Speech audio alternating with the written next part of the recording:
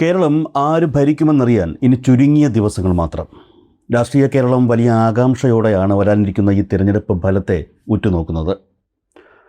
ഭരണത്തുടർച്ചയുടെ മറ്റൊരു ചരിത്രം സൃഷ്ടിക്കാൻ ഇടതുപക്ഷവും, എന്തു വില കൊടുത്തും ഭരണം തിരിച്ചുപിടിക്കാൻ വലതുപക്ഷവും, അക്കൗണ്ട് വികസിപ്പിക്കാൻ NDAയും കച്ചമുറുക്കുമ്പോൾ കേരളത്തിലെ ഓരോ നിയമസഭാ മണ്ഡലവും വലിയ രാഷ്ട്രീയ പോരാട്ടങ്ങൾക്കാണ് സാക്ഷ്യം വഹിക്കാൻ പോകുന്നത്. ഇതിൽ രാഷ്ട്രീയ നിരീക്ഷകരും മാധ്യമങ്ങളും ഒരുപോലെ ഉറ്റുനോക്കുന്ന, കേരളത്തിൻ്റെ ശ്രദ്ധാകേന്ദ്രമായി മാറാൻ പോകുന്നൊരു മണ്ഡലമുണ്ട്. പാലക്കാട് ജില്ലയുടെ സാംസ്കാരികവും രാഷ്ട്രീയവുമായ ഹൃദയഭൂമിയായ ഒറ്റപ്പാലം. വള്ളുവനാടിൻ്റെ രാഷ്ട്രീയ മനസ്സ് എക്കാലത്തും ഇടതുപക്ഷത്തോട് ചേർന്ന് നിൽക്കുന്നതാണ് ചരിത്രം. എന്നാൽ 2026 ഒറ്റപ്പാലത്ത് എന്താണ് സംഭവിക്കാൻ പോകുന്നത് എന്നുള്ളതൊരു ചോദ്യമാണ്. ഒരു സാധാരണ തെരഞ്ഞെടുപ്പ് എന്നതിലുപരി കേരളത്തിൻ്റെ ഭാവി രാഷ്ട്രീയ ദിശ നിർണ്ണയിക്കുന്ന വലിയൊരു പോരാട്ടത്തിനാണോ ഒറ്റപ്പാലം വേദിയാകുന്നത് എന്നുള്ളതും അതിനൊപ്പം ചോദിക്കേണ്ട ചോദ്യമാണ്. ഒറ്റപ്പാലത്തെ രാഷ്ട്രീയത്തെക്കുറിച്ച് പറയുമ്പോൾ ഒരിക്കലും മാറ്റി നിർത്താൻ കഴിയാത്തൊരു പേരുണ്ട്: PK ശശി. ഒറ്റപ്പാലം, ഷൊർണൂർ മേഖലകളിൽ കമ്മ്യൂണിസ്റ്റ് പ്രസ്ഥാനത്തെ ഇന്നു കാണുന്ന ജനകീയ അടിത്തറയിലേക്ക് വളർത്തിക്കൊണ്ടുവരുന്നതിൽ PK ശശിയുടെ സംഘടനാ പാടവവും നേതൃശേഷിയും വഹിച്ച പങ്ക് വളരെ വലുതാണ്. ജനങ്ങൾക്കിടയിൽ പ്രവർത്തിച്ചു വളർന്ന് ഏതു സാധാരണക്കാരനും എപ്പോൾ വേണമെങ്കിലും സമീപിക്കാൻ കഴിയുന്ന ഒരു ജനകീയ നേതാവ് എന്ന നിലയിൽ മണ്ഡലത്തിൽ അദ്ദേഹത്തിനുള്ള സ്വാധീനം ആർക്കും നിഷേധിക്കാൻ കഴിയുമായിരുന്നില്ല. എന്നാൽ പൊന്നുകായ്ക്കുന്ന മരമായിരുന്നാലും പുരയ്ക്കുമീതെ ചാഞ്ഞാൽ എന്ത് ചെയ്യും? പ്രസ്ഥാനത്തെ മറികടന്ന് വ്യക്തിയിലേക്ക് പ്രസ്ഥാനത്തെ കേന്ദ്രീകരിക്കാൻ ശ്രമമുണ്ടായപ്പോൾ ആ ശ്രമങ്ങളെ പല്ലും നഖവും ഉപയോഗിച്ചെതിർക്കാൻ CPM പ്രവർത്തകർ രംഗത്തിറങ്ങിയതോടെയാണ് ഒറ്റപ്പാലത്ത് ഇപ്പോൾ കാണുന്ന പ്രശ്നങ്ങൾ ആരംഭിച്ചത്. ഈ സാഹചര്യത്തിലും ചോദ്യം ഇതാണ്: ആരായിരിക്കും ഒറ്റപ്പാലം പിടിച്ചെടുക്കുന്നത്? എന്തായാലും ഒറ്റപ്പാലം നിയമസഭാ തെരഞ്ഞെടുപ്പുമായി ബന്ധപ്പെട്ടിപ്പോൾ സമൂഹ മാധ്യമങ്ങളിൽ പ്രചരിക്കുന്ന ഒരു പ്രവചന വീഡിയോ നമുക്കൊന്ന് കണ്ടുവരാം. ഇതിലും മുമ്പേ താങ്കൾ പല ഇലക്ഷനുകളുടെ അഭിപ്രായങ്ങളും വിജയ സാധ്യതകളെക്കുറിച്ചും പ്രവചനങ്ങളും നടത്തിയിട്ടുണ്ട്. ആ പ്രവചനങ്ങളെല്ലാം തന്നെ വളരെയധികം ശരിയായി എന്ന് പല വ്യക്തികളും പറഞ്ഞതിൻ്റെ പേരിലാണ് താങ്കളെ സമീപിക്കുന്ന ഞങ്ങൾ തയ്യാറായത്. അപ്പോൾ ഇതിനു മുമ്പേ താങ്കൾ നടത്തിയ ഏത് മണ്ഡലത്തിലാണ് പ്രവചനം നടത്തിയത്? അതുകൂടാതെ ഇക്കൊല്ലം 2026 നടന്ന ഒറ്റപ്പാലം നിയോജക മണ്ഡലം ഇലക്ഷൻ്റെ വളരെ ടൈറ്റാണ് എന്ന് എല്ലാ ജനങ്ങളും എല്ലാ വോട്ടർമാരും പറയുന്ന ത്രികോണ മത്സരം എന്ന് വിശേഷിപ്പിക്കുന്ന ഒറ്റപ്പാലം നിയോജക മണ്ഡലത്തിൻ്റെ വിജയ സാധ്യതകളെക്കുറിച്ച് താങ്കളുടെ അഭിപ്രായം എന്താണ്? ഇതിനു മുന്നേ തൃക്കാക്കര ഇലക്ഷന്റെ പ്രഖ്യാപനം ഞാൻ ചെയ്തിട്ടുണ്ടായിരുന്നു. അത് വളരെ കറക്റ്റായിരുന്നു. 6 വോട്ടിന്റെ ഡിഫറൻസാണ് ഉണ്ടായിരുന്നത്. തൃക്കാക്കര ഇലക്ഷന് ഉമാ തോമസും ജോർജ് ജോസഫുമാണ് മത്സരിക്കുന്നത്. ഉമാ തോമസ് UDFനും ജോർജ് ജോസഫ് LDFനായിരുന്നു. അതിൽ ഞാൻ പറഞ്ഞിരുന്നത് ഉമാ തോമസ് 25,010 വോട്ടിന്റെ ഭൂരിപക്ഷം ഉണ്ടാവുന്ന ഞാൻ പറഞ്ഞിരുന്നത്. അതിൽ 25,016 വോട്ടിന്റെ ഭൂരിപക്ഷത്തിലാണ് ഉമാ തോമസ് വിജയിച്ചത്. 6 വോട്ടിന്റെ ഡിഫറൻസ് മാത്രം ഉണ്ടായിരുന്നത്. ഇപ്പോ ഒറ്റപ്പാലം നിയോജകമണ്ഡലത്തിൽ UDFന്റെ സ്വതന്ത്ര സ്ഥാനാർത്ഥിയായിട്ട് മത്സരിച്ചത് PK ശശിയേട്ടനാണ്. LDFന്റെ പ്രേംകുമാറും BJPയുടെ മേജർ രവി. ഇവിടെ 11,665 വോട്ട് ഭൂരിപക്ഷത്തിൽ PK ശശിയേട്ടൻ വിജയിക്കും. മെയ് 4 റിസൾട്ട് വരുമ്പോൾ അത് എന്റെ പ്രവചനം നല്ലൊരു പ്രവചനമായിരിക്കും. PK ശശിയേട്ടൻ MLA ആയിട്ട് സത്യപ്രതിജ്ഞ ചെയ്യും. 100% എനിക്ക് കണക്ക് പിഴക്കാറില്ല. വീഡിയോ കണ്ടല്ലോ അല്ലേ? ഒറ്റപ്പാലത്തെ കാര്യമാണ് പറയുന്നത്. ഇത്തരത്തിൽ സമൂഹ മാധ്യമങ്ങളിൽ പലതരം പ്രവചനങ്ങളും വിശകലനങ്ങളും സജീവമാണ്. എന്നാൽ എന്താണ് ഒറ്റപ്പാലത്തെ യഥാർത്ഥ ചിത്രം? ആരാണ് ഒറ്റപ്പാലത്ത് ആധിപത്യം സ്ഥാപിക്കാൻ പോകുന്നത്? സാധ്യതകൾ കോൺഗ്രസിനാണോ അതോ CPMന്റെ ചെങ്കോട്ട തന്നെയായി ഒറ്റപ്പാലം നിലനിൽക്കുമോ?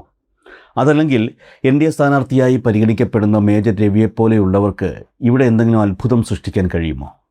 നമുക്കൊന്ന് പരിശോധിക്കാം. ആദ്യം NDAയുടെ കാര്യത്തിൽ നിന്ന് തന്നെ തുടങ്ങാം.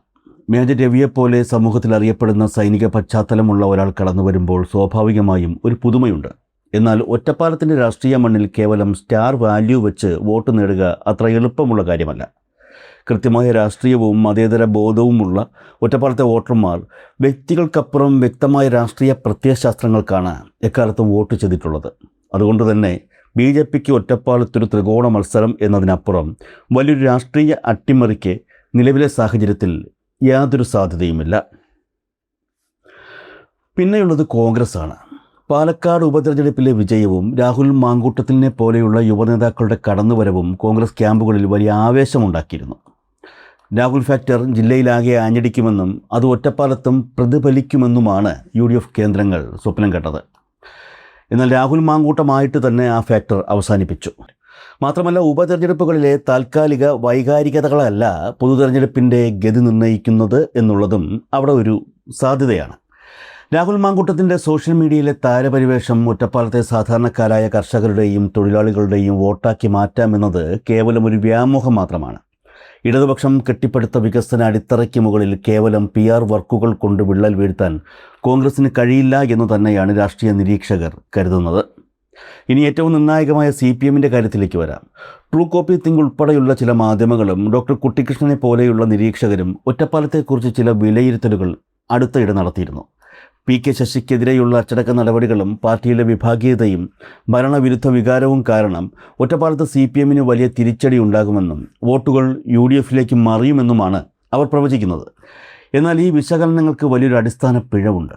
അവർ കമ്മ്യൂണിസ്റ്റ് പാർട്ടിയുടെ സംഘടനാ രീതിയെയും ഒറ്റപ്പാലത്തെ ജനങ്ങളുടെ രാഷ്ട്രീയ ബോധത്തെയും പൂർണ്ണമായും മനസ്സിലാക്കാത്തവരാണ്. പാർട്ടിയിലെ അച്ചടക്ക നടപടികളെ ഒരു ദൗർബല്യമായി കാണാൻ കഴിയില്ല. മറിച്ച് എത്ര വലിയ നേതാവായാലും തെറ്റായ പ്രവണതകൾ കണ്ടാൽ അത് തിരുത്താനും നടപടിയെടുക്കാനും കഴിയുന്ന CPMൻ്റെ ആന്തരിക ജനാധിപത്യത്തിൻ്റെയും കരുത്തിൻ്റെയും തെളിവാണത്. ഇത്തരം നടപടികൾ പാർട്ടിയെ ദുർബലപ്പെടുത്തുകയല്ല, പകരം അണികൾക്കിടയിൽ പാർട്ടിയോടുള്ള വിശ്വാസ്യത വർദ്ധിപ്പിക്കുകയും പാർട്ടിയെ കൂടുതൽ ശുദ്ധീകരിക്കുകയുമാണ് ചെയ്യുന്നത്.